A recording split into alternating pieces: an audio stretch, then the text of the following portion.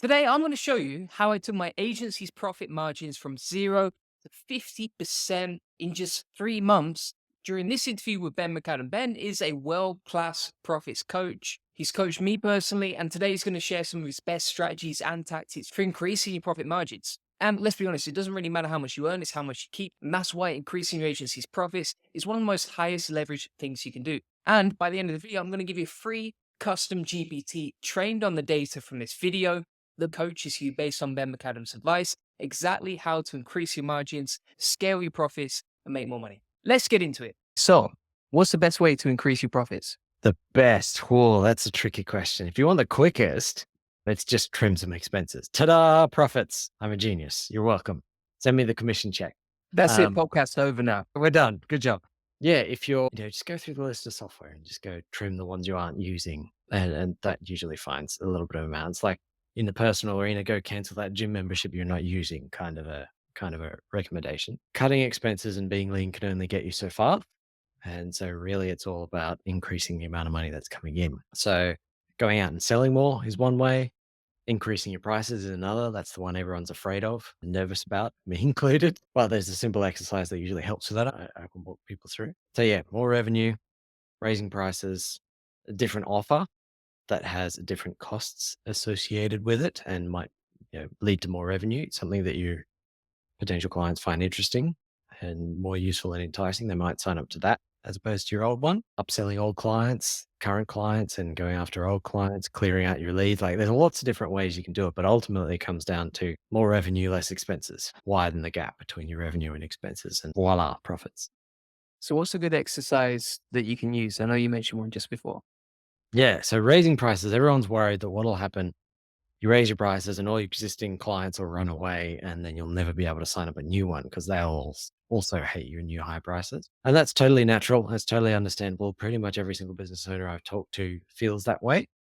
I've been through this multiple times and it almost doesn't matter how many times you raise your prices. You always get yourself to a new ceiling that you're afraid to breach. But the exercise I usually walk people through is just, it's a thought experiment. Follow along with me here. You've got 10,000 in revenue coming in. Let's say that could be per hour, per day, per week, per month, per millennium, whatever. $10,000 of revenue. And I say double your prices and you do it. It goes from 10,000 in revenue to 20,000 in revenue. Hooray, extra revenue. Then half of your clients leave. The nightmare scenario occurs. They all run screaming and they start telling their friends, and like half as many clients is the best that you can ever do again. So you're back to $10,000 in revenue. Then you start, you know, lighting the torches, gathering the pitchforks, and you come hunt me down in Australia. Just as you're about to breach the door, I say, wait, hang on, hang on, hang on, hang on. You got the same amount of revenue, but you got half as many clients. So you are more profitable, even though half of your clients deserted you. Please don't string me up. And you go, oh yeah, actually he's got a point. And then I say, so about that commission check. So raising your prices and losing a whole bunch of clients can still actually be a positive thing for the business. And that's not even mentioning, the effect on you, the business owner, having a much less complicated business to manage. It's just purely, from the numbers basis, there's half as many clients, there's half as much cost, but the same amount of revenue, that's more profit, but also less complicated. Your team's got a bit more capacity to handle more clients. You've got more marketing budget per client to spend on, acquiring a new client. Client signs up, you can then recycle that marketing. There's a lot of better things that can come from it. Speaking about SEO, profits collective, lose customers. If you pop that into Google, there's a blog post that has a lookup table where you can say, all right, I'm planning on doubling my prices. What percentage of clients can I actually afford to lose and still be just as profitable as before they all ran away from me? It's such a good model that I've used that previously. So, I went through your training with the table.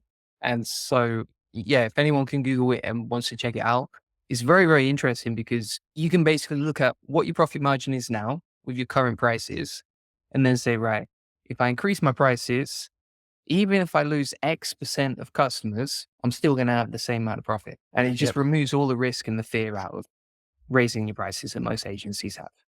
Yeah, absolutely. There's a lot more steps you can do to make sure that fewer customers leave, like how you raise your prices has an impact. But if all the listener hears in this whole podcast is that exercise, like it's okay to raise your prices, then there's going to be a lot more profitable agencies out there and I'll be happy. What's a good baseline profit margin for an agency, especially SEO agencies? Okay, so there's two different types of margins. There's net profit margin, which is what percentage of the revenue is profit after all of your expenses.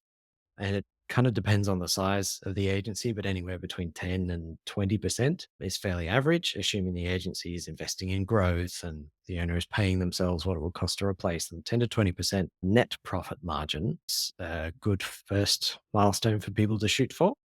You can get 40%, 60% margins, but there's a lot of things you need to do different to the standard agency in order to get that to happen. So we'll call that the top of Mount Everest. And let's just get to base camp first with that 10 to 20%. Yeah, I'm going to say for us, for our link with an agency, so obviously we're both in the seven figure agency mastermind, right? So I went through all your training in January when I saw our profit margins had dived down to our first ever non profitable month in January Mm. this year. And it was absolutely brutal because you might be working 40, 50, 60 hours with a massive team and all the stress that comes with that. And then the margins are down to zero. And you're like, how did this happen? So it was a big learning point for me. But when I went through your training, we took our profit margins from 0% in January all the way up to 50% in March. And it was way simpler and easier than I expected because I think there's a lot of fear around profit, right? Like you feel like you're in the deep end and your agency might be a bit of a cash sucking monster at some point. But if you can just make one or two steps progress each day, then actually those little 1% make a huge difference, right? Yeah, absolutely. And 1% are easy to do.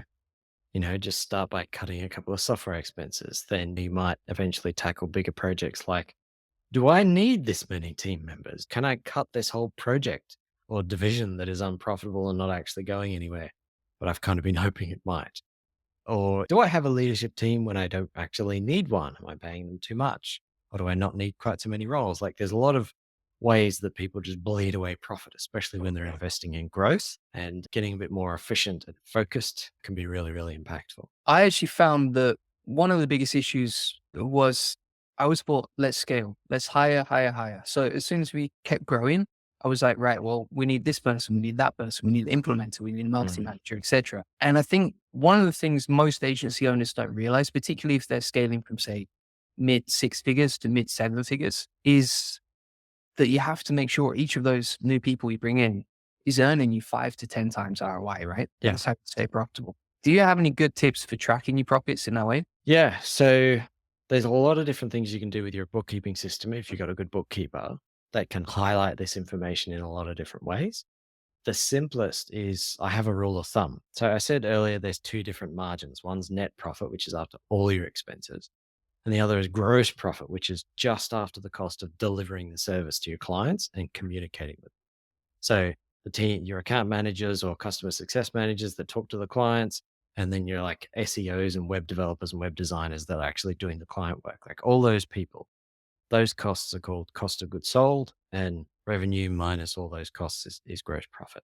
That margin is really important. That's the one that most agencies get wrong. And that's the one that causes me to go on podcasts to try and talk to agency owners because we need to share about this. If you don't get that ratio right, like if you're spending way too much on doing the client work, then there's no money left for marketing or profit or paying the owner or a management team or growth projects or any of that kind of stuff. And so the ratio to look for, if you get it right, plenty money left over for marketing, which means you can grow fast because you can say the right things in front of the right people with your marketing budget, and you can outspend your competitors if you're in a competitive niche.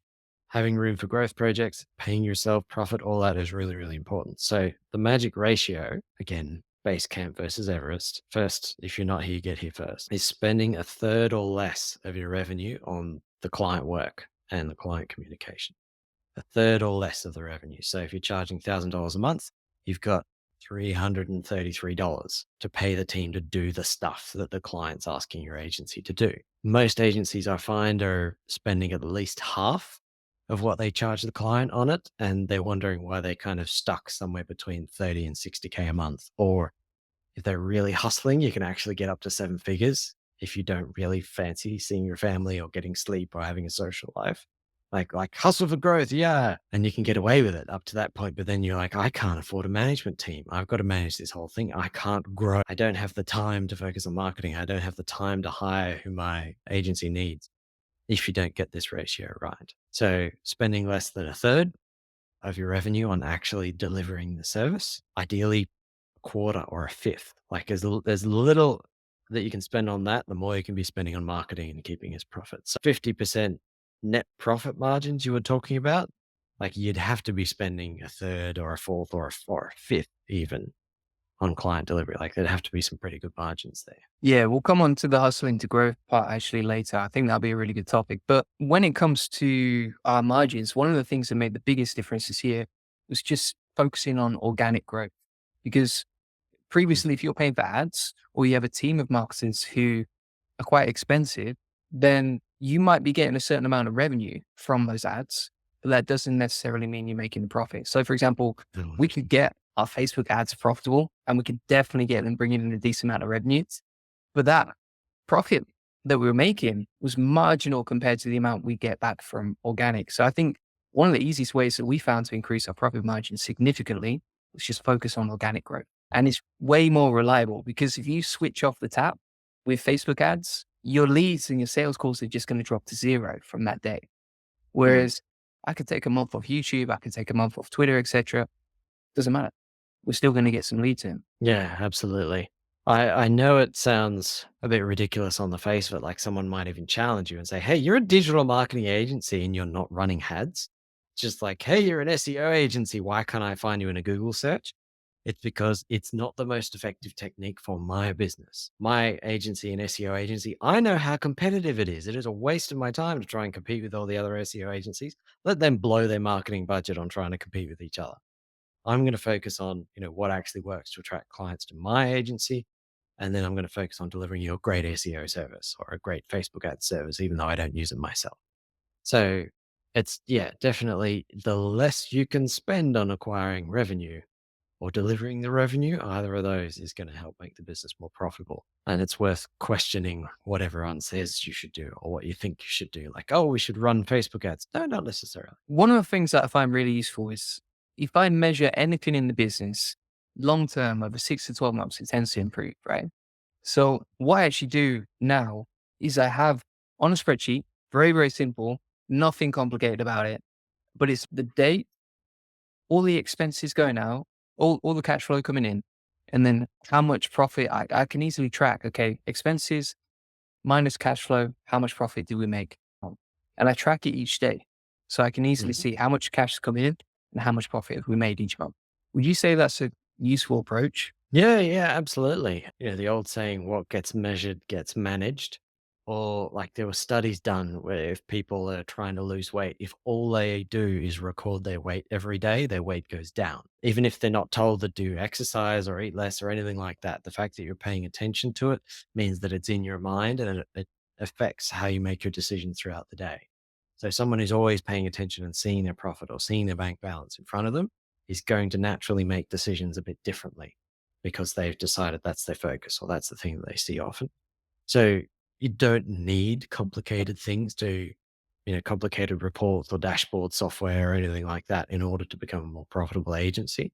It's just like having some simple numbers that you can look at, even if it's just what's my bank balance today as a starting point. If you're not looking at anything, all that can be really helpful. Yeah, I think especially if you're a CEO and you're running a business, you want to simplify it as much as possible so that it doesn't drain a lot of mental energy and you can quickly look at it and go, right, here's where I'm up to. Here's the profit up to this month.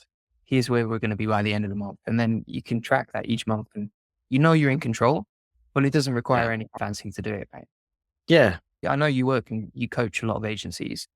When you scale above 7 figures, do you see that agency profit margins typically drop? Is there anything they're missing? Yeah. So if you keep doing things the same way you've been doing them, but just more. So, for example, if you have like a pod structure for your team where you've got one account manager, one SEO, one Facebook ads person, and then like they handle a basket of 20 clients themselves. Like if you just keep adding more pods, then eventually you get to the point where like you need to have someone manage the pods and then you need to have two managers of the pods and then you need to have pod manager managers and that cuts into your margins. So if you just keep adding on more and doing more of the same, then yeah, your profit margins will drop. But as you get bigger, there are economies of scale that you can actually bring into effect. Like part of your staff training budget. If you're only spending like, 5% of your revenue on staff training, that doesn't buy you much when you got 100 grand a year in revenue, like $5,000.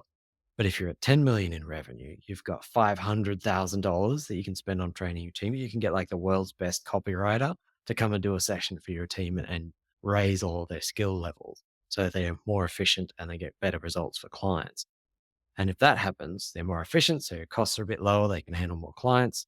And if they get better results, you can charge a bit more and they're going to rave and your clients are going to tell all their friends. So there are things that you can do differently at scale that can actually make you more profitable, but it's more just like realizing you need to change. As your business grows, you need to change. Makes sense. I've actually met some agencies who are making, for example, $700,000 a month, MMR, Mm. but they mentioned that the profit they made is almost the same as when they were making like $250,000 MMR per month because they scaled in a way where the profit margins just slid lower and lower. So like they might have been at 50% at 250K a month, then it drops down to like 30% of 500K. And then before you know it, by 700K a month, they're at about 10 or 15% margins.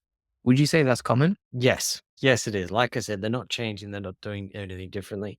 And they're also potentially preparing themselves for the next level of growth too early and spending a lot too much on it. So, for example, like hiring world class C suite, C level team, like a CEO, a COO, and a C that O, and a C this O, hiring a big team of those. If they try and upgrade to one of those all in one go, it's going to be painful, but in theory, they should be able to catapult them to the next level or fire them. Another thing that happens is that some things don't scale very well, don't work as well at scale, like Facebook ads, for example, like you were mentioning before. If Facebook ads is the only lead gen strategy that they have, well, anybody listening to this knows what happens if you try and scale a Facebook ads campaign. Like the ROI just tends to go down as it gets bigger and bigger.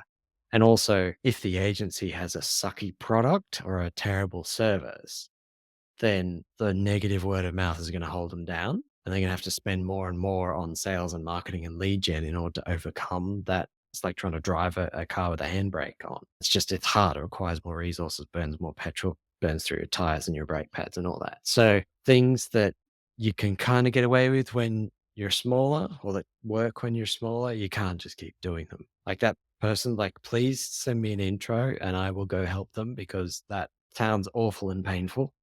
You can do it like a free consult. Can you imagine like 250K revenue to 700 revenue? You'd be so proud until you look at the bottom line.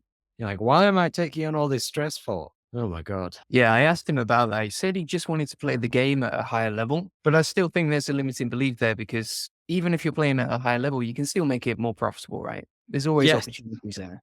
absolutely. Limiting belief. Play the game at a higher level. Well, he would be playing very poorly if his profit isn't all that good. Yeah. Poor guy. Aside from, say, software expenses, are there any expenses that are easy to cut that maybe most people don't realize? Cool. I'm going to play with the wording of your question. Easy to cut, but most people don't realize. So, marketing that isn't working is a big one, especially marketing that isn't working and just general other projects that you're paying for your team to do or paying for consultants to help with. Marketing or projects that aren't actually working, we kind of delude ourselves with, oh, yeah, we're making a little bit of progress or it's going to come good any day now because like we're pinning our hopes on this thing to save us or to fix a problem we have, but it's not actually working. And it's a similar thing with team members. I'd say that's easy afterwards, but that's not an easy thing to do initially. Like there are some team members that are painful and slow everyone down, and they just need to be fired and replaced. And it seems like a hard thing until you've done it a bunch of times, and then you're like, oh no, this is no good. They're gone. We're just gonna have an exit interview and hire somebody else. So cutting things that aren't working in marketing and projects is probably the next best thing. You just got to like get through limiting beliefs or hopes or wishes that it's going to come good. That might make it a little difficult, but it's actually fairly simple. You just send an email if you're a Facebook agency. We're going to wrap up. Sorry for the Facebook ad agencies if you've been on the end of that kind of an email. I swear it's not likely to be me that's behind that. So yeah, just send a thing off to your marketer or fire your marketing freelancer or consultant that is not getting any of the results for you. Yeah, I think marketing as well is a lot about throwing things at the wall, testing things out, seeing what works. And then you might do 10 experiments and only one or two of them actually pay off, but Mm. it's worth figuring out. Right. Yeah, And then maybe after 90 days, you cut that project. So you're like, It's not Mm. working. Let's move on.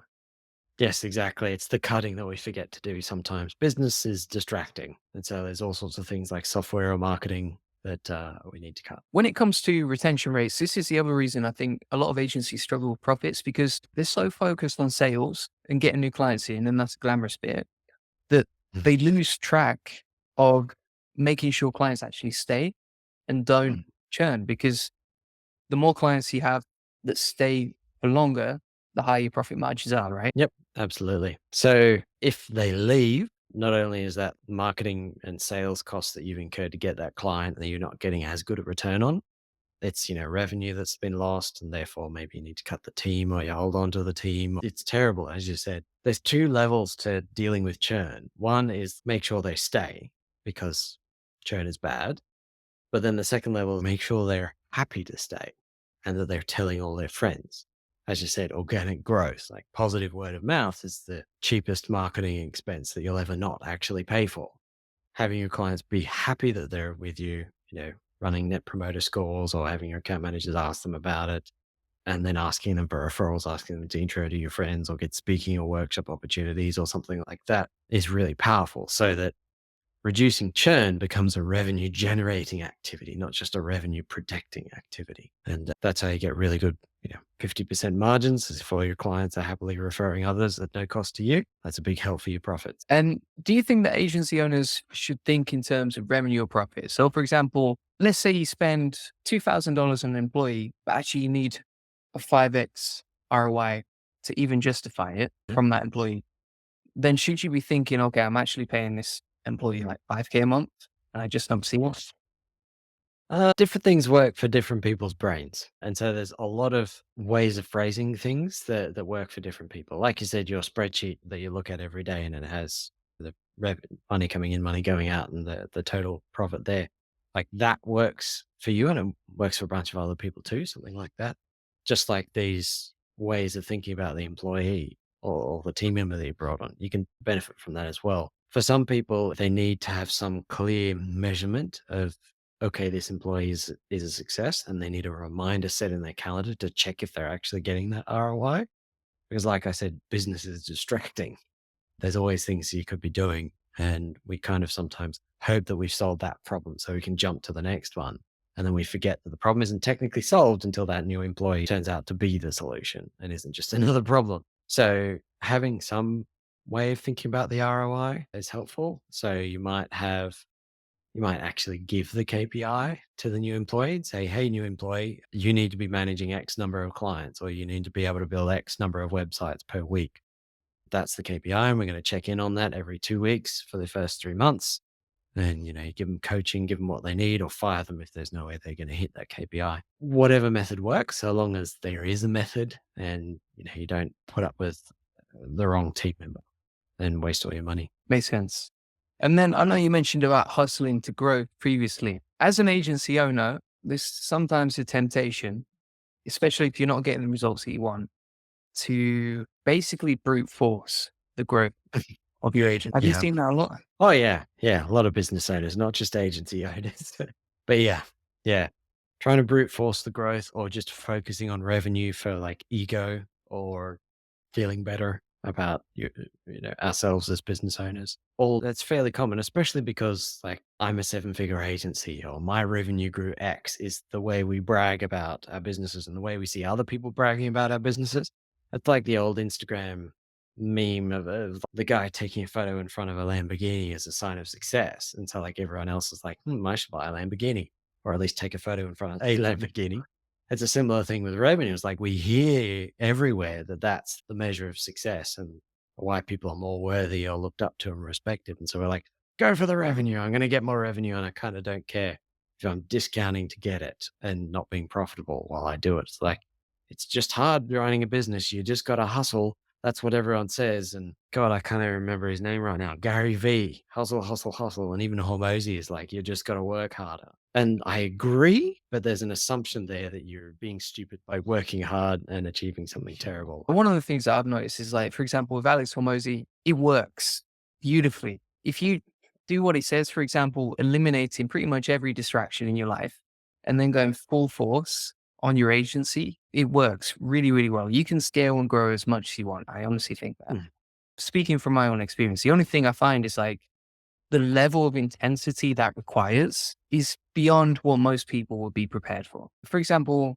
I've had years where last year I can work for like an hour a day and then I can do a bit of music. I can go to the gym and do some Muay Thai. And it's a very, very balanced lifestyle, very relaxed. One thing I found this year is that we've scaled a huge amount, but the level of intensity I've had to achieve that is extreme, I would say. Have you seen that before? yeah. Yeah, absolutely. Like you said, brute forcing is a thing. The problem I have, I agree that hard work is often necessary for uncommon amounts of success. I agree that focus is necessary. I think you did a YouTube video on this channel about it. I was watching a bit earlier. I liked it. Focus is necessary because, like, if you're putting a lot of time and effort into this one thing, well, of course, it's more likely to be successful. The thing that I don't like about the message is two things, really. There isn't enough emphasis put on focusing on something that's worth it and like doing hard work because sometimes we think, we might avoid raising prices, which is an emotionally difficult thing to do. There's fear about it. We might avoid raising prices by saying, oh, we're too busy to do a price rise. I'm hustling, I'm working really hard. It's like hustle can become an excuse, a protection from doing the thing that you need to do. And that's one of the things I don't like about it is there's been a few potential clients, talking to them, maybe even get on a sales call. I'm like, your gross profit margin sucks. When I feel compelled, like I need to help you with this. They're like, okay, yeah, that sounds good, but maybe we'll get started in 2 or 3 months from now because I'm really busy with X. And I'm like, there's always going to be a reason for this person. I follow them up a few times. I'm like, how's it going? Oh, yeah, I'm really busy with Y. Or I'm really busy with Z. I'm like, okay. Yeah, the reason that we focus on profits right at the start of the year is like, there's probably nothing more high leverage than that. Like, Mm. it really doesn't matter how much money you make, how many people you have in the team, what your revenue is, what your MMR is. None of that matters if you're not making the profit margins that actually make it all worth it, right? If Yeah. you don't keep that money, what's the bloody point? Absolutely, absolutely. And the other reason why I don't like the hustle thing is because it's this gross profit margin thing that I was talking about earlier, getting that rule of three or a third of your cost being on client delivery. That it is possible to hustle hard and to sign up a lot of clients that will send you broke. And there is kind of a limit to how much hustle will actually improve your revenue if your gross profit margin is bad. So, like, I've seen a lot of people who are like, oh, I'm not very profitable. I must need to go hustle really hard and get a lot of sales. Hopefully, I get to them and say, no, no, no, please don't. Please don't take on any more of those clients because I'd hate to see you go broke. There's only so much time people can put up with, paying themselves $1,000 a month and hustling in order to grow a business. And yet still it isn't growing. Like one of my favorite clients wasn't actually a client. His name was Tommy, and I gave him this golden rule on a sales call. And he went and implemented it like a champion. Like, it was a 30 grand a month content agency, back in the days before ChatGPT, for the question mark over all that. 30 grand a month content agency, he and a business partner paying themselves $1,000 a month each and like hustling really hard, like getting out there, getting sales and fighting fires with the team and making everything happen. And it was just not growing past that point. And so I told them, all right, you got to raise prices, you got to cut the costs that you're paying your team. They were paying way above market for their team and their prices needed to go up. And so he went and he did that. And like, 10,000 a month, 20,000 a month, 30,000 a month, they're starting to pay each other in life-changing exit within 18 months with hustling less than they were when it wasn't actually growing. So like hustle and hard work is good so long as you're doing it in the right direction and focused on the right things. As you can possibly tell, it's a bit of a soapbox topic for me. I would talk all day about this. Sounds good. Cool. So, what's the best ways for people to get in touch with you? I've got a website, profitscollective.com. You can find me on social media, Ben McAdam. I'm sure there'll be links in the show notes. I've also got an exercise I usually like to give away to people that frees up a little bit of profit. It only takes about 10 or 15 minutes to do it. And my secret agenda with it is that you'll free up enough profits to maybe pay me some fees to coach you the rest of the way.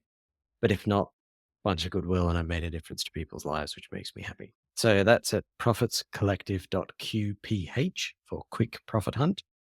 Or technically you can go to quickprofithunt.com, but sometimes the redirection doesn't work very well. Yeah, 10 to 15 minutes, simple exercise, free up thousands of dollars a year in extra profits. All right. Sounds good. Thanks so much for being on. Pleasure to be here.